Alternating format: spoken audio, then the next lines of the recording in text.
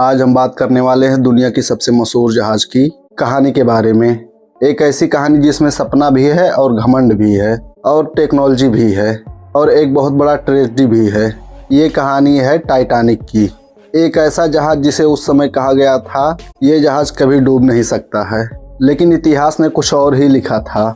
आज की इस वीडियो में हम जानेंगे टाइटैनिक कैसे बना था और इसकी स्टोरी क्या है। इस जहाज को अनसिंकेबल क्यों कहा गया, उस रात आखिर क्या हुआ था और आइसबर्ग से टकराने के बाद क्या हुआ था, और कुछ ऐसे शॉकिंग फैक्ट जो आपने आज से पहले कभी नहीं सुना होगा। So stay with me till the end because this story is not just about A ship, this is a story about human pride, mystics and survival.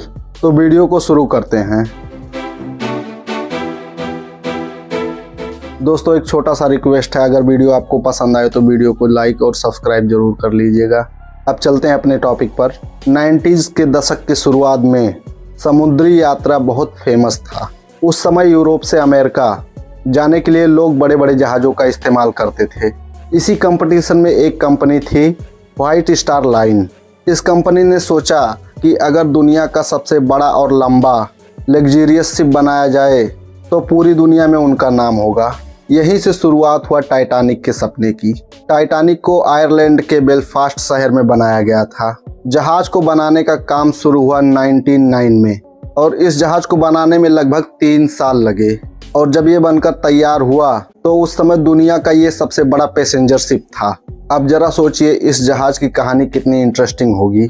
इस जहाज की लंबाई लगभग 882 फीट था, ऊंचाई लगभग 17 मंजिला बिल्डिंग के बराबर था और इसका वजन लगभग 46,000 टन था।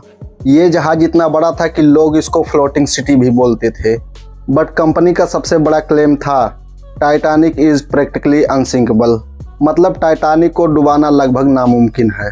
टाइटैनिक सिर्फ बड़ा ही नहीं था बल्कि ये दुनिया का सबसे लग्जरियस शिप भी था। उस ज़माने में क्या क्या इसमें मौजूद था ये भी एक बार जानते हैं। Swimming pool, Turkish bath, gym, luxury restaurant, grand staircase और लाइब्रेरी, स्मोकिंग रूम भी था इसमें। फर्स्ट क्लास पैसेंजर के लिए ये किसी 5 स्टार होटल से कम नहीं था। इतनी लग्जरी थी ये जहाज कि लोग ज़्यादा करके फर्स्ट क्लास का ही टिकट चाहते थे।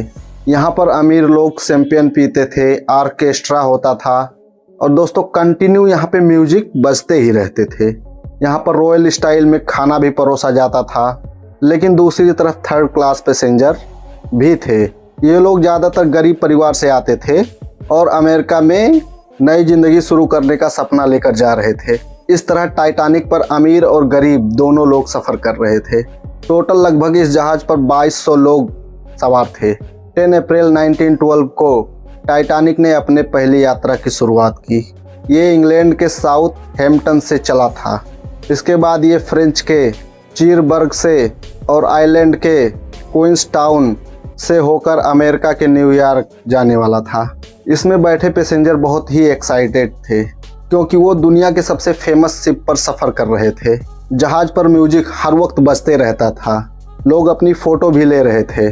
कोई इमेजिन भी नहीं कर सकता था कि कुछ दिनों बाद यहाँ पर क्या होने वाला है। एवरीथिंग लुक परफेक्ट, ऐसा हो रहा था वहाँ पर। But destiny had a different plan. उस दिन नॉर्थ अटलांटिक ओशन में बहुत ही ज़्यादा ठंड था। समुद्र में कई बड़े बड़े आइसबर्ग तैर रहे थे। टाइटैनिक को दिन भर में कई शिप ने वार्निंग दी, लेकिन इन्होंने हर एक वार्निंग को इग्नोर कर दिया। उनका वार्निंग ये था कि आगे आइसबर्ग हो सकता है।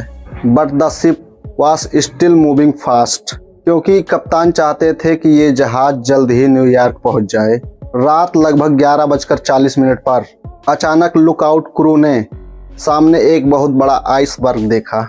उन्होंने तुरंत ब्रिज को मैसेज भेजे, लेकिन बहुत देर हो चुकी थी। क्रू ने जहाज मोड़ने की कोशिश की, लेकिन जहाज बहुत बड़ा था और कुछ ही सेकंड में बूम, टाइटैनिक आइसबर्ग से टकरा गया। टक्कर बहुत बड़ी नहीं थी।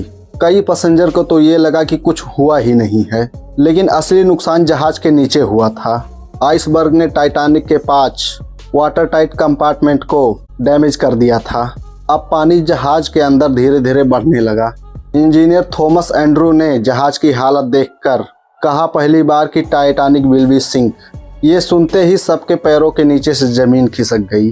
अब जहाज पर पैनिक शुरू हो गया, लेकिन एक बहुत बड़ी प्रॉब्लम थी।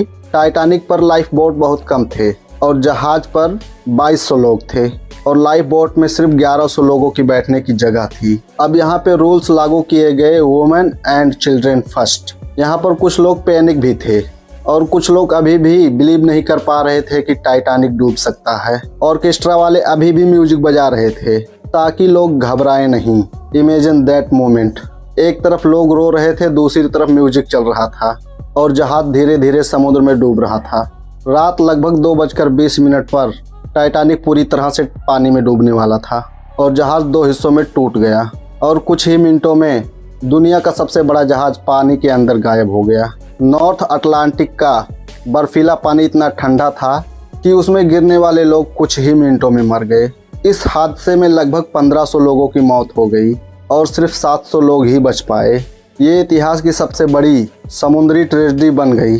कई सालों तक टाइटैनिक का एग्जैक्ट लोकेशन भी किसी को नहीं पता था। फिर 1985 में एक एक्सप्लोरेशन टीम ने समुद्र के लगभग 3800 मीटर नीचे टाइटैनिक का रैक खोज लिया। आज भी टाइटैनिक वहीं पर पड़ा हुआ है और धीरे धीरे रस्ट और बैक्टीरिया उसे खत्म कर रहे हैं।